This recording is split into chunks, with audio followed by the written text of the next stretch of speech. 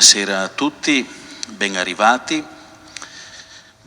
dopo il percorso che dalle vostre case vi ha portati qui insieme alla comunità diocesana a pregare questa sera per la pace. Su di te sia pace, le parole del Salmo, perché Israele e Palestina siano una terra santa, l'intenzione principale di preghiera di questa veglia. Organizzano questa veglia la Pastorale Sociale, l'Azione Cattolica Diocesana, insieme alla Caritas, l'Ufficio Missionario e la Pastorale Giovanile.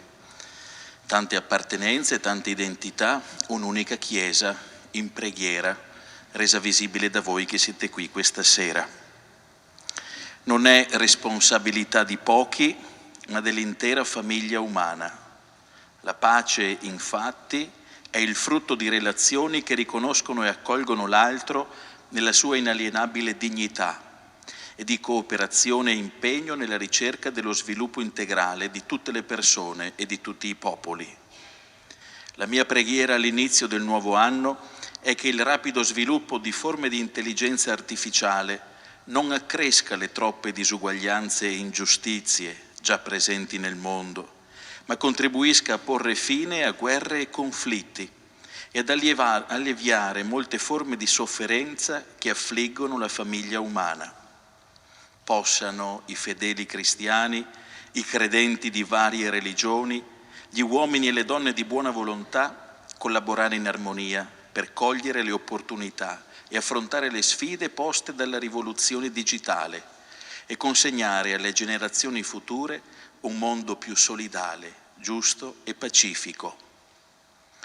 Si chiude con queste parole di augurio il messaggio di Papa Francesco per la Giornata Mondiale per la Pace che ricorrerà il prossimo 1° gennaio. Il tema del messaggio, come abbiamo sentito, riguarda l'uso dell'intelligenza artificiale e della tecnica nell'industria bellica e di come invece questi strumenti potrebbero essere a servizio della pace. Allo stesso tempo, sullo sfondo emerge ciò che sta a cuore anche a noi stasera. La situazione dei crescenti conflitti nel mondo e in modo particolare in quella che chiamiamo Terra Santa. Una terra che è santa perché è il luogo del Natale, della vita, della morte e della risurrezione di Gesù. E tuttavia una terra segnata da divisioni, da violenza, da guerra. Nel tempo di Avvento abbiamo raccolto anche quest'anno diverse preghiere giunte da diverse parrocchie della diocesi, per invocare da Dio il dono della pace in Terra Santa, ma anche in ogni angolo del mondo. Basta la violenza, basta la guerra. L'umanità desidera la pace. Il bambino di Betlemme torni a ricordarci e a ricordare a tutti che solo la pace che Egli ci ha donato può diventare promessa di futuro per l'intera umanità. Se siamo in piedi, uniamo le nostre voci nel canto Venite fedeli, con cui diamo inizio a questa veglia.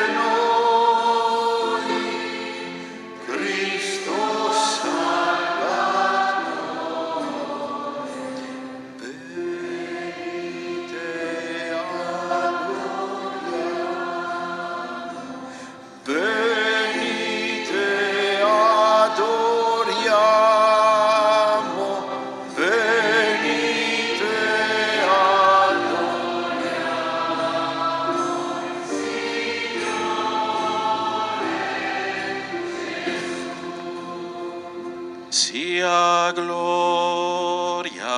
nei cieli,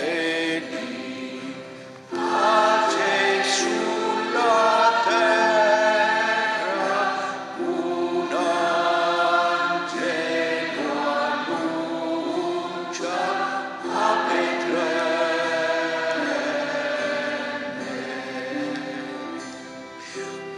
Nasce per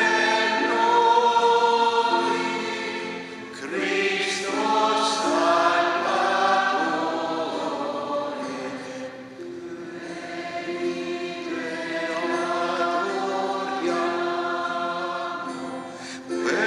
venite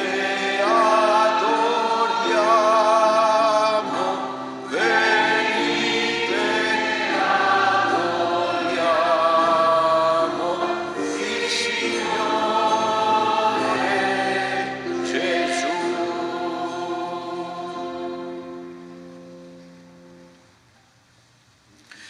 Nel nome del Padre e del Figlio e dello Spirito Santo, accomunati dal desiderio di pace, vi accolgo con amicizia e auguro che la pace sia con voi. E con il tuo spirito. Dio Onnipotente, Padre di tutti gli uomini, ci guidi con la forza del suo Santo Spirito, Perché restiamo saldi, con i piedi e il cuore ben piantati sulla terra, capaci di uno sguardo attento sulla realtà e sulle vicende della storia. Dio buono e misericordioso, che si è preso cura del mondo e dell'intera umanità inviando il suo Figlio unigenito, Ci aiuti a tenere il cuore aperto alla speranza, fiduciosi in Dio che ci accompagna con tenerezza e ci sostiene nella fatica. consapevoli della nostra fragilità e delle ostilità che anche noi alimentiamo, presentiamo al Signore le nostre povertà e quelle di tutta l'umanità perché possa donarci la sua pace. Ci lasciamo ispirare nella nostra preghiera dal messaggio di Papa Francesco per la prossima giornata mondiale della pace. La scienza e la tecnologia manifestano la creatività e la natura fondamentalmente relazionale dell'intelligenza umana. Non sempre però mettiamo questi doni a servizio della fraternità e della pace.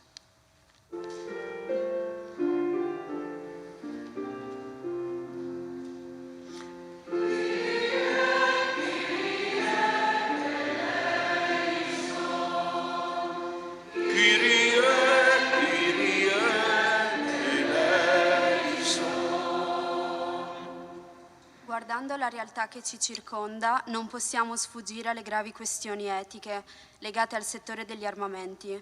Mentre molte persone vivono sulla soglia e sotto la soglia della povertà, molte risorse economiche vengono investite nella produzione delle armi e in una cultura di morte.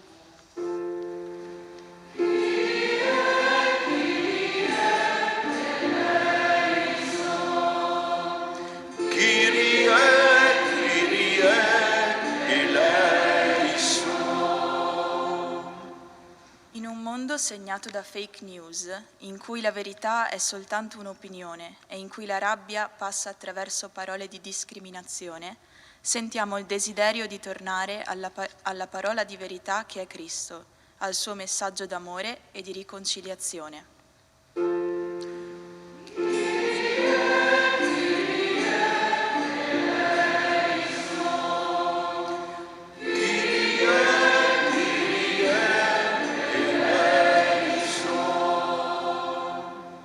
Chi ha responsabilità di governo, anche a livello internazionale, non sempre ha uno sguardo attento al bene e al progresso di tutti i popoli. Cresca la sensibilità per costruire non una società di soci, ma una comunità di fratelli.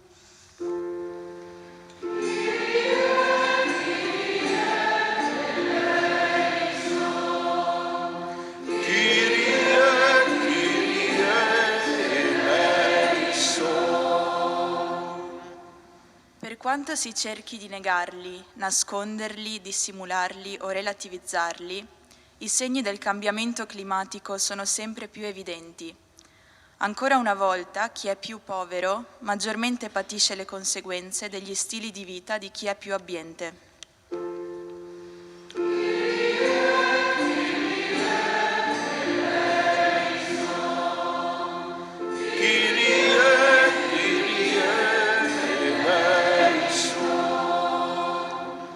Il Signore converta il nostro cuore dalla cultura dello scarto e della globalizzazione dell'indifferenza, perché diventiamo costruttori di giustizia e apostoli di pace.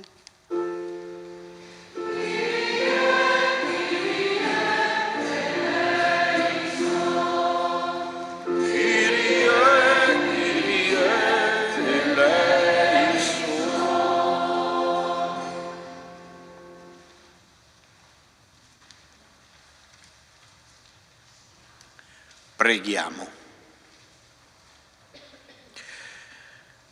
Dio della pace, non ti può comprendere chi semina la discordia, non ti può accogliere chi ama la violenza. Dona a chi edifica la pace di perseverare nel suo proposito e a chi la ostacola di essere sanato dall'odio che lo tormenta, perché tutti si ritrovino in te, che sei la vera pace. Per il nostro Signore Gesù Cristo, tuo Figlio, che è Dio e vive e regna con te nell'unità dello Spirito Santo per tutti i secoli dei secoli. Restiamo ancora qualche istante in piedi, dopo aver invocato il perdono di Dio e aver affidato a Lui la nostra vita e quella dell'umanità. Chiediamo ora nel canto il dono dello Spirito Santo, perché trasformi le durezze del nostro cuore con la forza del suo amore.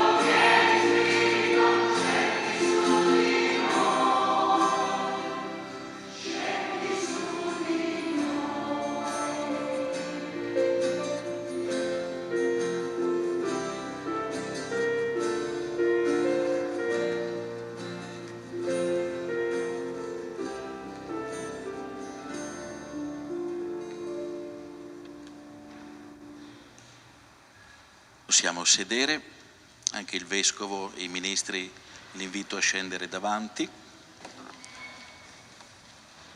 Abbiamo invocato il dono dello Spirito Santo, così con la sua forza possiamo entrare nella prima parte di questa veglia di preghiera, voci dalla Terra Santa. Ascolteremo le parole e la testimonianza di chi vive la guerra dall'interno, proprio nella terra di Gesù. Cardinal Pizzaballa, Patriarca di Gerusalemme, Monsignor Marcuzzo, Vescovo Ausiliare Emerito, ci aiuteranno a entrare nel vivo di ciò che sta accadendo. Da qui anche la scelta del luogo di Oderzo per fare la veglia di stasera. È il luogo dal quale 60 anni fa Monsignor Marcuzzo e anche altri che hanno frequentato l'istituto missionario Pio X, qui di Oderzo, sono partiti dalle nostre terre per diventare poi preti e esercitare il ministero nel Patriarcato di Gerusalemme.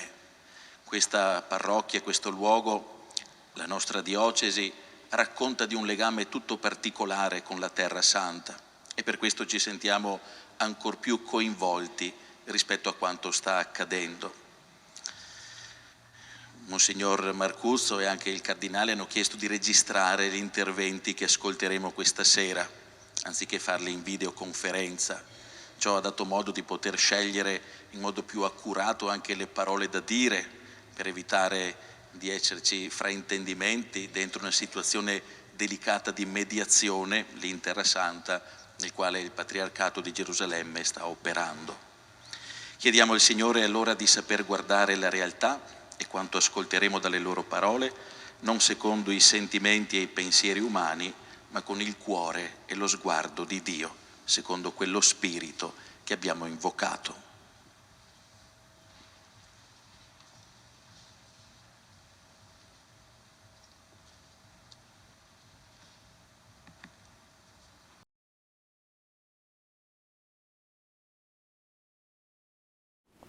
Carissimi amici e amiche della Diocesi di Vittorio Veneto, amici della Caritas di Vittorio Veneto, saluto tutti voi, saluto il vostro Vescovo Corrado e tutti voi che siete riuniti qui in questo momento di vicinanza e di solidarietà con tutti coloro che soffrono, in particolare con i cristiani di Terra Santa e ancora più in particolare con i cristiani di Gaza. Stiamo vivendo momenti veramente terribili. In 34 anni di mia presenza a Gerusalemme non ricordo un periodo così teso, così profondamente lacerante dentro la vita della nostra comunità cristiana. Come sapete, i nostri cristiani che sono a Gaza sono circa 1 migliaio e sono distribuiti tra il centro cattolico della Santa Famiglia e il centro ortodosso, entrambi colpiti da questa orribile guerra, prima gli ortodossi con ben 18 persone uccise a causa di un bombardamento e anche da noi 3 cristiani sono morti per mano dei cecchini.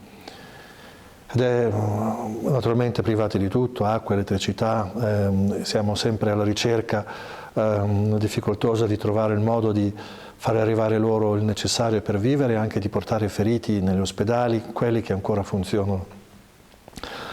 Tutti hanno perso la casa e sono tutti in attesa di sapere quando finirà questa guerra e poi soprattutto cosa sarà dopo. Ecco, ma non voglio concentrarmi troppo solo sul migliaio di cristiani a Gaza, sono 2 milioni gli abitanti di Gaza che sono in situazioni simili a queste, se non anche addirittura peggiore. Gli ospedali funzionanti sono pochissimi, oltre dicono, adesso non ho tutti i dati certi, ma la metà del territorio della striscia di Gaza è stato totalmente livellato, raso al suolo dai bombardamenti. Quindi situazioni di estremo disagio dove la fame comincia a diventare drammatica, perché i viveri e i beni umanitari che sono introdotti a Gaza non sono sufficienti per questo 2 milioni di persone e va detto che oltre la metà della popolazione ha meno di 20 anni, quindi sono giovanissimi.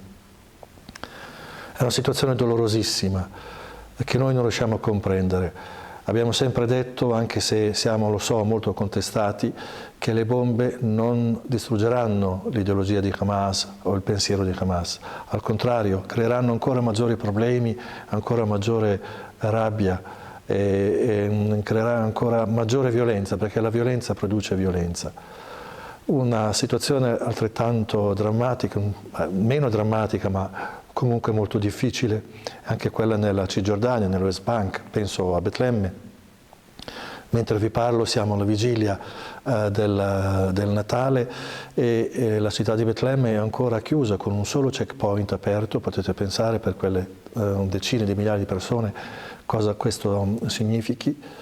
Ecco, pensare che la città di Betlemme per Natale sia chiusa e che si debba illuminare qualche ora di apertura per poter passare è una cosa che non avevamo mai immaginato anche nei tempi più bui del passato. Per dire come siamo dentro una situazione veramente molto difficile tutta la Cisgiordania, al di là dei continui scontri tra l'esercito e le fazioni palestinesi nei villaggi ma anche nelle città, c'è anche un grave problema di vita ordinaria, perché le due grandi risorse che hanno sostenuto nel territorio dell'autorità palestinese la Cisgiordania sono il pellegrinaggio col turismo religioso e il lavoro in Israele, entrambi sospesi perché i territori sono chiusi e solo pochissimi possono recarsi in Israele a lavorare. Quindi è una situazione anche di estrema precarietà. Ma quello che più preoccupa in questa drammatica situazione è il mare di odio che ci ha invaso. Talmente profondo l'odio, le emozioni sono talmente radicate l'uno contro l'altro da pensare che sia quasi impossibile uscirne fuori. Siamo ciascuni totalmente pieni del proprio dolore, della propria visione, chiuso dentro la propria narrativa, che non riesce a fare spazio alla narrativa, alla visione, alla presenza dell'altro, al dolore dell'altro, ecco, come se ciascuno fosse l'unica, avesse il monopolio del proprio dolore. Una situazione molto difficile, dove è anche molto difficile intervenire, parlare, dire una parola che apra prospettive, che apra orizzonti. Ecco, però non dobbiamo disarmarci. Natale noi celebriamo il Dio con noi, è il Dio che si fa carne e trova un posto in mezzo a noi. A Natale abbiamo ascoltato la notte di Natale, un passaggio significativo per noi in questo momento del Vangelo.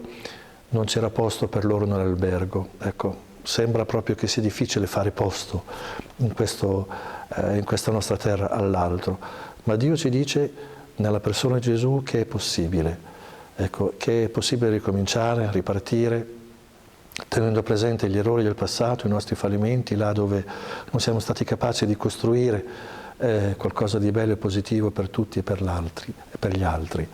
Ne abbiamo bisogno dunque della vostra presenza, dalla vostra solidarietà concreta. So che è sempre presente. Monsignor Marcuzzo parla spesso di voi e ci tiene aggiornati su tutte le vostre attività e di sostegno anche alla Terra Santa, e di questo vi ringrazio. Abbiamo bisogno anche che ci aiutiate con il vostro linguaggio, con il vostro atteggiamento, con le vostre parole, a venire fuori da questa spirale nella quale siamo caduti e dalla quale facciamo fatica a uscire. E a Natale chiederemo questa grazia a Gesù, a quel bambino che come tutti i bambini non può che risvegliare nel nostro cuore anche il più duro tenerezza e amore, che abbiamo bisogno proprio di questo in questa terra così dura, tenerezza, amore e comprensione gli uni verso gli altri. Lo chiediamo per noi stessi, lo chiedo anche per voi, e nella preghiera sono certo che anche voi potrete intercedere per tutti noi.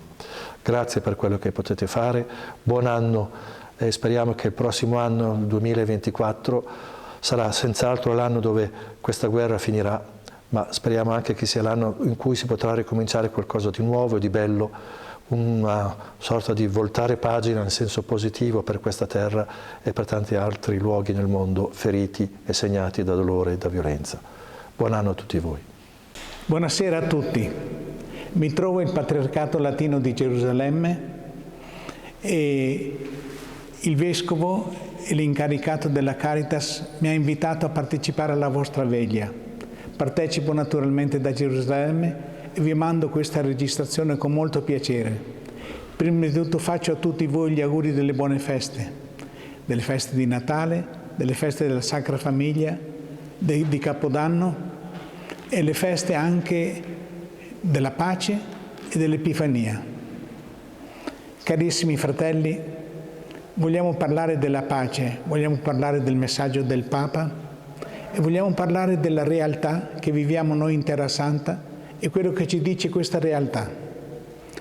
Per il messaggio del Papa naturalmente, dopo Sua Eccellenza il Vescovo ve ne parlerà certamente, vogliamo stare attenti ad alcune sfide, le sfide culturali, le sfide educative, le sfide etiche naturalmente, affinché la scienza e la tecnologia siano strumento di pace, non strumento di distruzione dell'umanità e di guerra. Guardando la realtà della Terra Santa, siamo veramente in una tragedia e un dramma. Abbiamo una prigione aperta al cielo. Abbiamo 2 milioni e 300.000 persone veramente chiuse in questa striscia di Gaza, senza nessun collegamento con l'esterno, senza viveri, senza acqua, senza connessione con l'esterno, senza medicine. È veramente un grande dramma e una grande tragedia per la nostra terra, per la Palestina e per Israele. Ci sono, permettete che veda anche alcune cifre perché sono veramente preoccupanti. Siamo già a più di 80 giorni di guerra. Ci sono 28.000 morti, 21.000 sappiamo che sono registrati negli ospedali, sono stati riconosciuti, quasi 8.000 invece sono ancora sotto le macerie, sotto le case, sono comunque mancanti. Di questi 8.500 sono bambini e più di 6.000 sono donne. Ci sono più di 54.000 feriti. Ci sono molti giornalisti che sono stati uccisi, una cinquantina dicono. Molti centri governativi, statali sono stati anche colpiti e distrutti, o completamente o parzialmente. 2 milioni di persone sono state sfollate, sono state mandate via altrove o non si sa dove sono adesso. Ci sono più di 475.000 malattie infettive o malati infettivi e soprattutto sono state gettate bombe e missili 58.000 tonnellate, l'equivalente di 2 bombe atomiche, pensate un po'. Più di 65.000 case sono state distrutte completamente e forse 80.000 sono state parzialmente distrutte.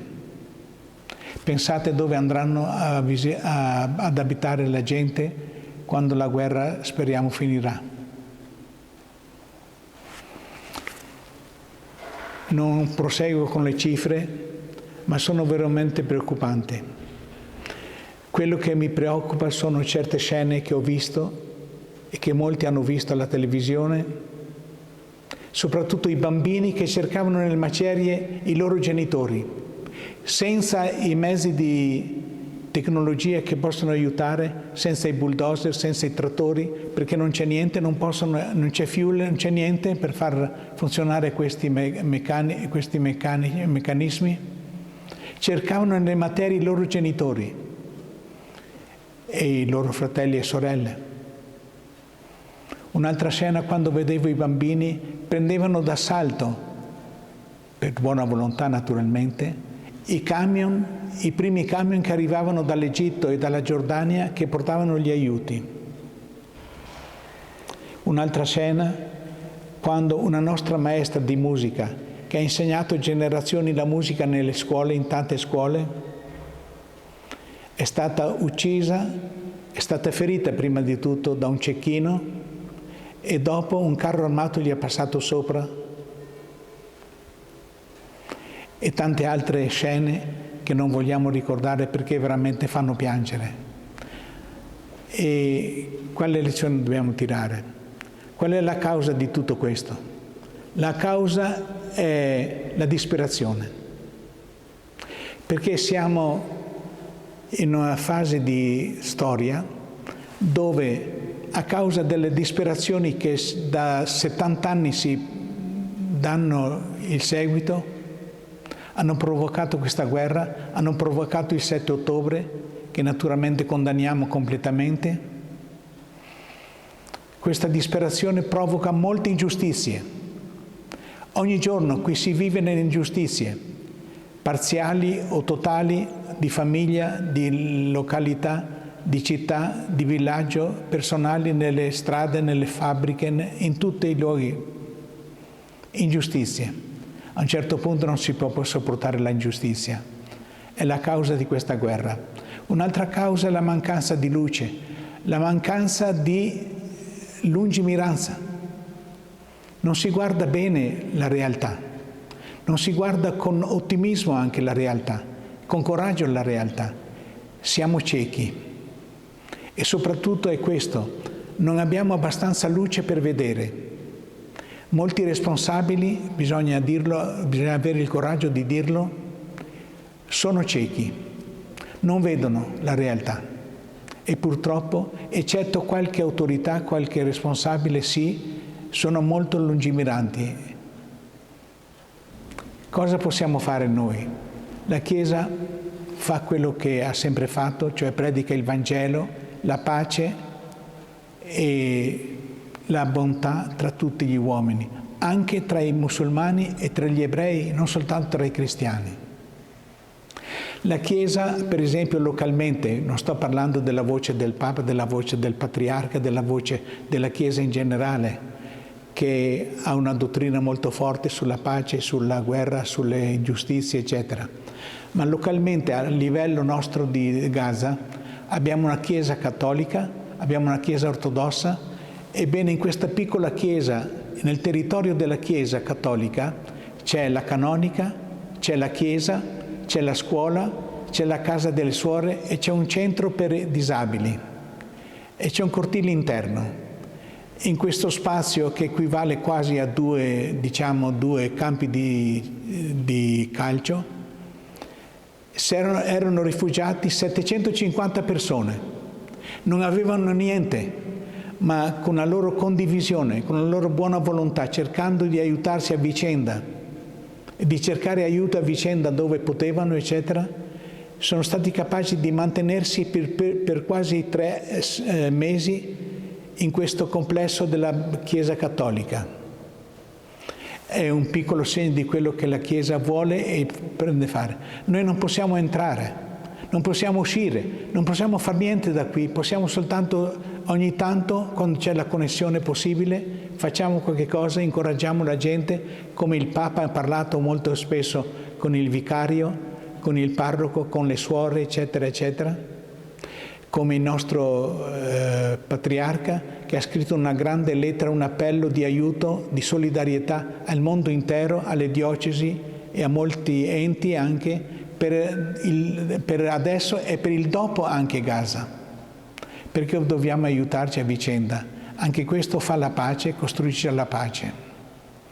Fratelli e sorelle, vi ringrazio tanto per quanto avete già fatto e per quanto volete fare per la Terra Santa e per Gaza in modo particolare.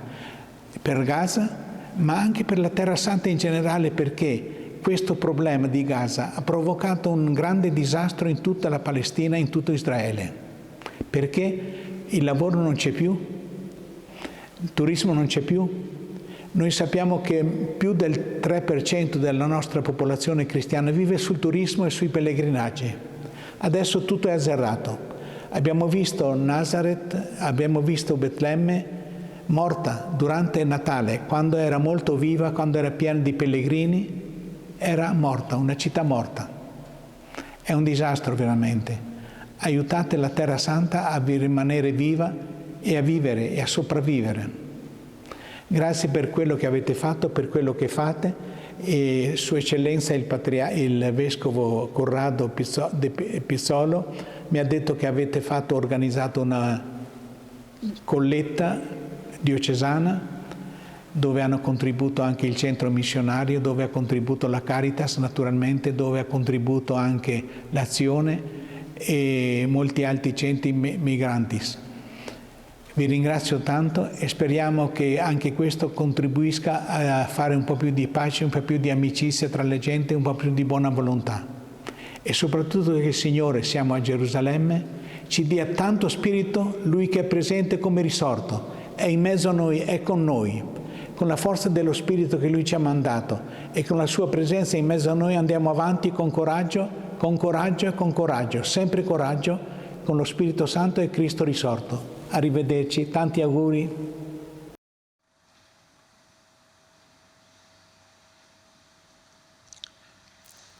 Salutiamo peraltro il Vescovo Marcuzzo che ci sta seguendo in diretta tramite la Tenda TV. Sono parole dure, forti, quelle che abbiamo ascoltato dal Patriarca e da Monsignor Marcuzzo, che ci riportano con crudezza alla realtà che lì stanno vivendo. Non c'era posto per loro nell'alloggio, non abbiamo lavorato a sufficienza perché ognuno sappia accogliere l'altro, ha detto il Cardinale Pizzaballa.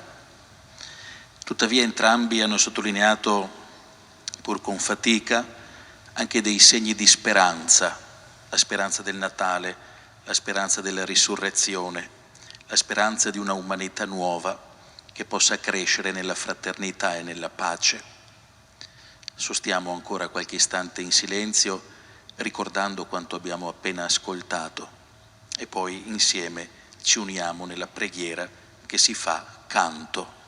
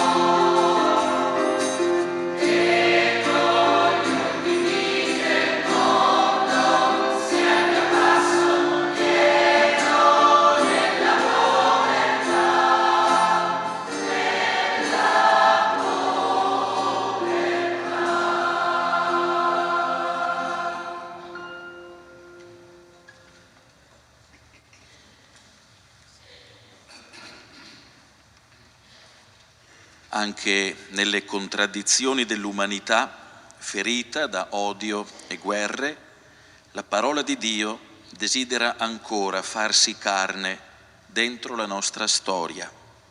E questo è il senso del Natale che stiamo celebrando in questi giorni. Ci alziamo in piedi e acclamiamo la parola di Dio con il canto.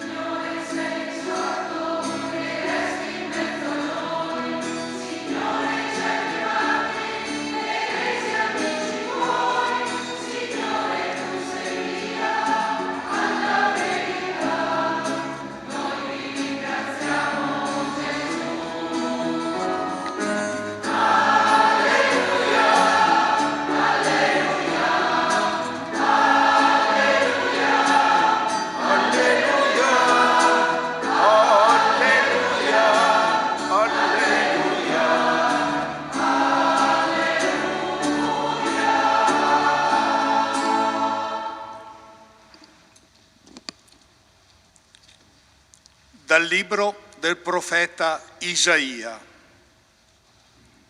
Alla fine dei giorni il monte del Tempio del Signore sarà saldo sulla sua cima dei monti e si innalzerà sopra i colli. E ad esso fruiranno tutte le genti. Verranno molti popoli e diranno: venite, saliamo sul monte del Signore, al Tempio del Dio di Giacobbe, perché ci insegni le sue vie e possiamo camminare per i suoi sentieri. Poiché da Sion uscirà la legge e da Gerusalemme la parola del Signore.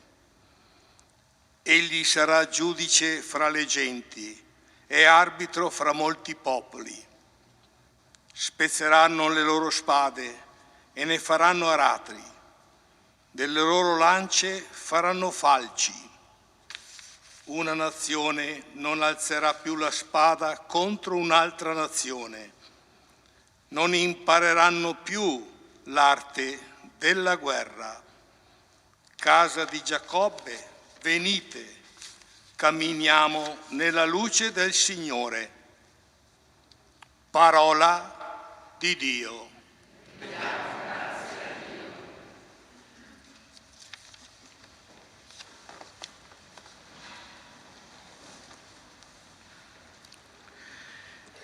Stiamo celebrando questa veglia di preghiera per la pace, come ricordava Don Andrea all'inizio, nel Duomo di Oderzo. Dal momento che mettiamo in primo piano la preghiera per la pace in Terra Santa, senza ovviamente dimenticare tante altre guerre tuttora in atto nel mondo, a cominciare da quella in Ucraina. Ma ripeto, ponendo in primo piano la pace in Terra Santa, non possiamo dimenticare l'esperienza straordinaria, davvero straordinaria, che proprio di qui è partita.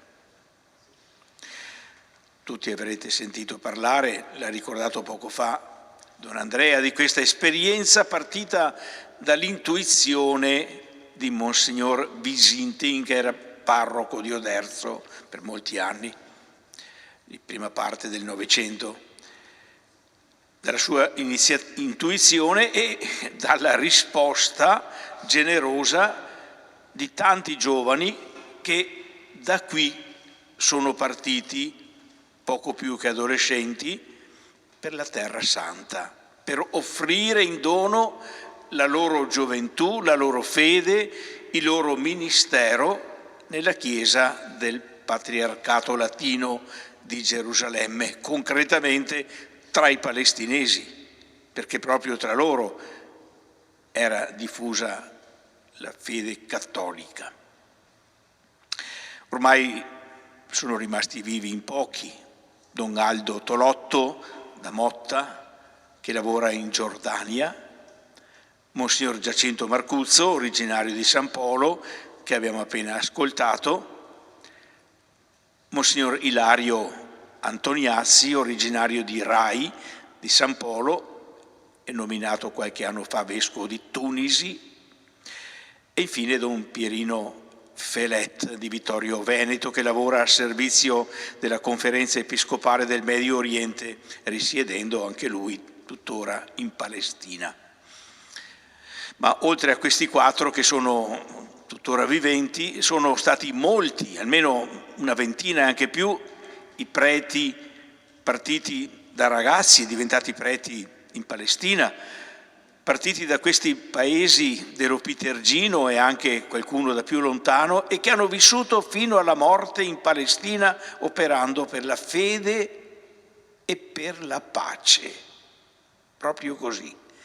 Possiamo veramente dirlo, preti davvero molto, molto zelanti nel loro ministero, ma che hanno sempre lavorato per la pace, per il dialogo, per il superamento delle tensioni che non sono nate ora, sono di molti anni.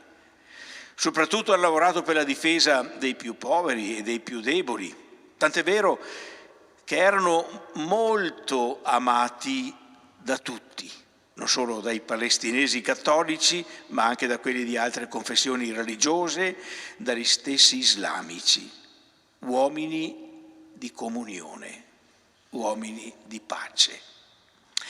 E ciò che mi ha particolarmente colpito dalle testimonianze sentite su di loro è stato la forte sensibilità spirituale e di preghiera che ha contraddistinto il loro ministero.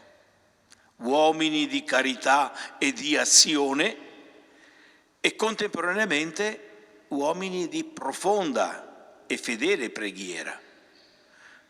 Uomini, possiamo dire, che hanno capito,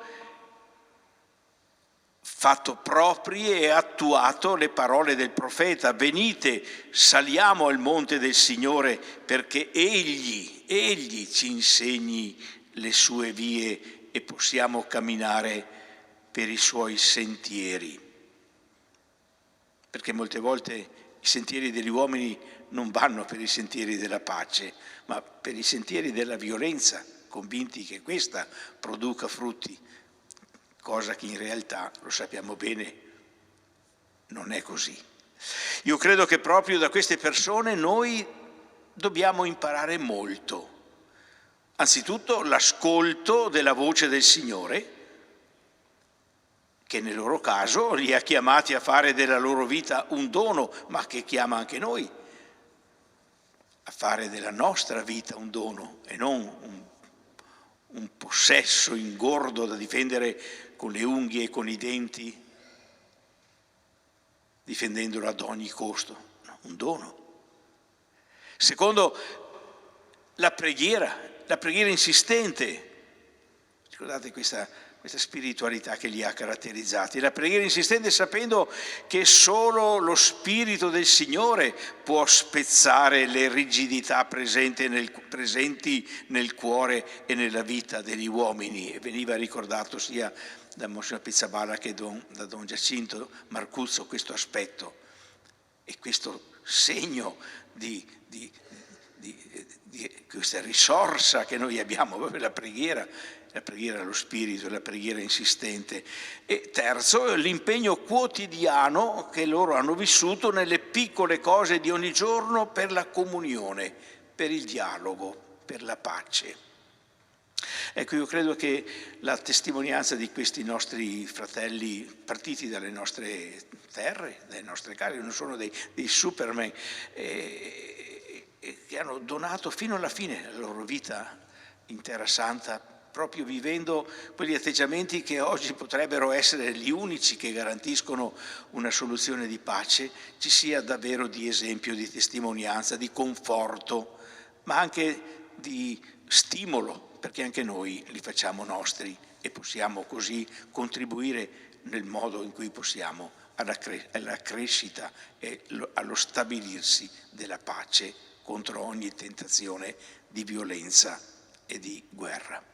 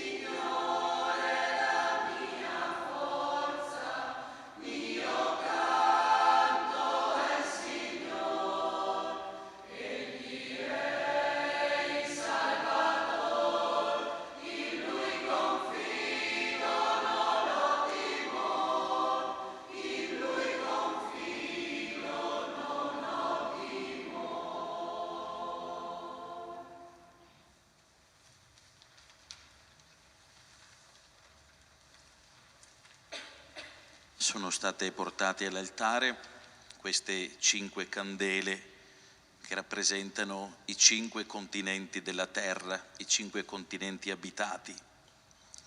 Perché la parola di Dio si faccia carne, occorre anche il sì dell'umanità, come è avvenuto con il sì di Maria. È chiesto a ciascuno di noi di accoglierla nella nostra vita, perché possiamo diventare noi stessi segno per il mondo. Desideriamo, attraverso questo segno dei 5 continenti, affidare a Dio tutta l'umanità e ogni anelito di pace, la Terra Santa, l'Ucraina, parti dell'Africa tuttora in conflitto, le nostre famiglie, non sempre luogo di serenità e di pace, perché questa pace diventi luce che illumina il mondo. Ci alziamo in piedi e invochiamo questa luce con il canto.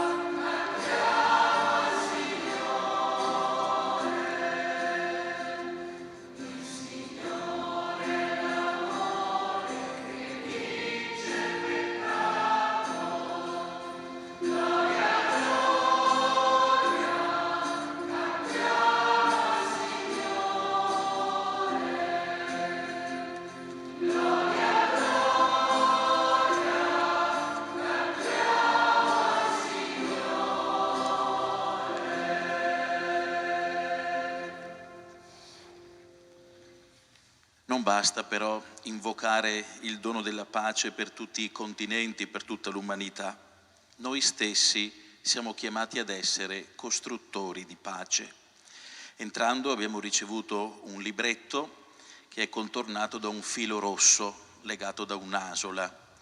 Vi invitiamo adesso, durante il canto, con il tempo necessario, a slegare l'asola, a recuperare il filo rosso, ciascuno più o meno dovrebbe averne in mano un pezzo, e a provare a intessere, a creare dei nodi, dei legami con le persone che sono al nostro fianco. Non facciamolo meccanicamente questo gesto, impariamo anche a guardare negli occhi la persona che abbiamo di fronte, impariamo a conoscerci se non ci conosciamo già e a presentarci augurandoci parole di pace. La pace sia con te invoco su di te il dono della pace. Dopo che abbiamo vissuto questo piccolo momento di scambio, possiamo annodare i pezzi insieme. Dovrebbe venire fuori un lungo filo rosso che attraversa questa sera il nostro Duomo.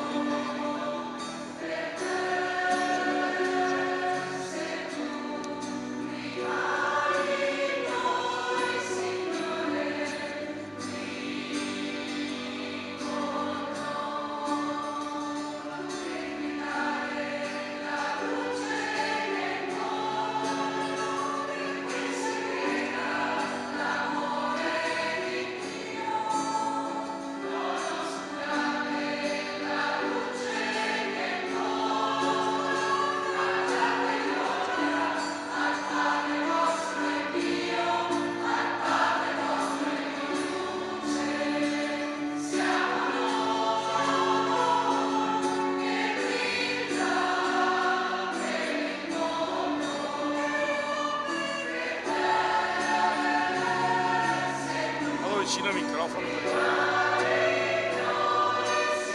vado verso su.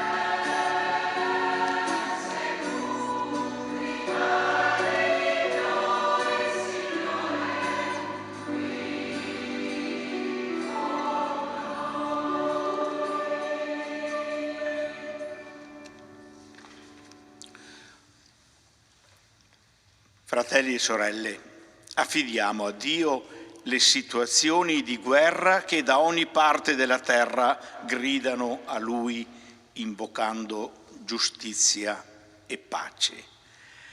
Preghiamo insieme con fede: donaci, Signore, la tua pace. Signore, porta la pace sulla terra, apri anche il nostro cuore perché sappia interrogarsi su ciò che più è necessario. Preghiamo. Donaci, Signore, la tua pace. Signore, chiediamo pace e amore per tutti, per le persone in difficoltà, per chi ha subito violenze, per chi soffre per la guerra o per varie discriminazioni. Chiediamo pace per chi ha dovuto emigrare, per chi non è accolto e per chi ha il dovere di accogliere. Preghiamo. Donaci, Signore, la tua pace. Signore, dona pace alla terra santa, alla terra che tu hai scelto per portare a compimento la salvezza per tutta l'umanità. Nasca un nuovo germoglio di fraternità tra i popoli. Preghiamo. Donaci, Signore, la tua pace. Signore, ti affidiamo l'Ucraina e la Russia. Ti affidiamo i popoli in guerra nel continente africano. Ti affidiamo quanti soffrono a causa dell'egoismo che abita il cuore umano. Ti affidiamo il dolore innocente, le sofferenze nascoste. Ti affidiamo gli spiragli di bene che continuano a dare speranza al mondo. Preghiamo.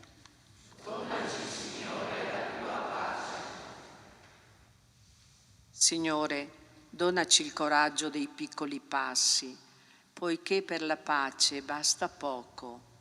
Donaci tempo da offrire, gentilezza da dimostrare, parole docili da condividere. Fa che sappiamo porre fine ai nostri litigi per camminare insieme su passi di pace. Preghiamo.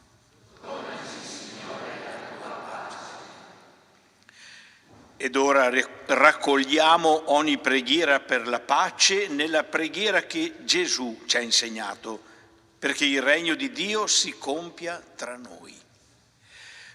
Padre nostro che sei nei cieli,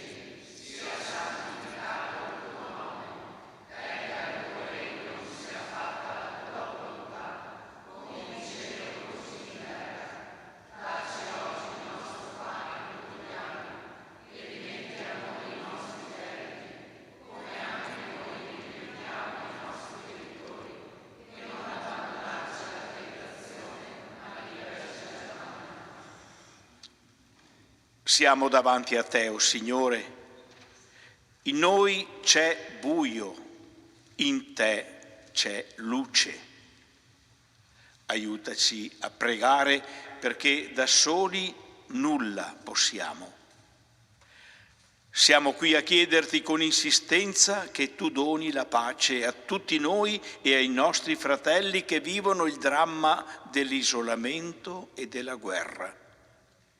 Manda il tuo Spirito perché ci illumini e anche se non vediamo la tua luce, agisci nell'intimo dei nostri cuori perché non perdiamo la speranza e la certezza che tu mai ci abbandoni. Te lo chiediamo per Cristo nostro Signore. Prima di ricevere la benedizione al termine di questa veglia, un doveroso ringraziamento alla parrocchia del Duomo di Oderzo che ci ha ospitati, al coro che ci ha aiutati a pregare con più intensità, animando questo momento di preghiera. Un grazie anche a quanti hanno organizzato questa veglia, la pastorale sociale, l'azione cattolica, la Caritas, l'ufficio missionario, la pastorale giovanile, segno di una Chiesa che insieme vuole pregare e adoperarsi per costruire la pace. Ricordo anche, come ha già fatto Monsignor Marcuzzo prima, l'iniziativa di raccolta di fondi per la Terra Santa che durante l'Avvento è stata promossa in diocesi anche tramite le pagine del settimanale diocesano L'Azione. Sono stati raccolti circa 20.000 euro in questo mese. È ancora aperta la sottoscrizione e servirà per sostenere direttamente attraverso il Patriarcato di Gerusalemme le azioni di assistenza umanitaria a quanti sono nelle necessità e anche forse prospettare qualcosa in vista di una ricostruzione che ci auguriamo possa essere vicina. Nell'ultima pagina del libretto trovate anche il programma della Marcia Nazionale per la Pace che si terrà domenica prossima, il 31 dicembre, nel pomeriggio e nella serata a Gorizia. Di solito la veglia diocesana si faceva nei primi giorni dell'anno, quest'anno l'abbiamo anticipata anche perché potesse diventare una tappa di preparazione a questo evento nazionale che quest'anno è proprio qui nel Triveneto, nella nostra zona. Per chi desidera parteciparvi domenica pomeriggio trovate anche il programma. Il filo rosso che abbiamo intrecciato diventa un segno da ricordare ma anche un impegno da vivere. Poi magari al termine della veglia, se c'è qualcuno che ci dà una mano a raccoglierlo, tutto d'un pezzo, lo affidiamo alla custodia della parrocchia del Duomo perché lo possa tenere qui magari su qualche altare e ricordi a tutti la preghiera per la pace in questo tempo di Natale. E il Signore sia con voi. Il Signore sia accanto a voi per proteggervi, sia dinanzi a voi per guidarvi, sia dietro a voi per difendervi, rivolga su di voi il suo sguardo e vi doni la sua pace. E la benedizione di Dio Onnipotente, Padre e Figlio e Spirito Santo, discenda su di voi e con voi rimanga sempre. Nel nome del Signore andate in pace. Rendiamo grazie a Dio.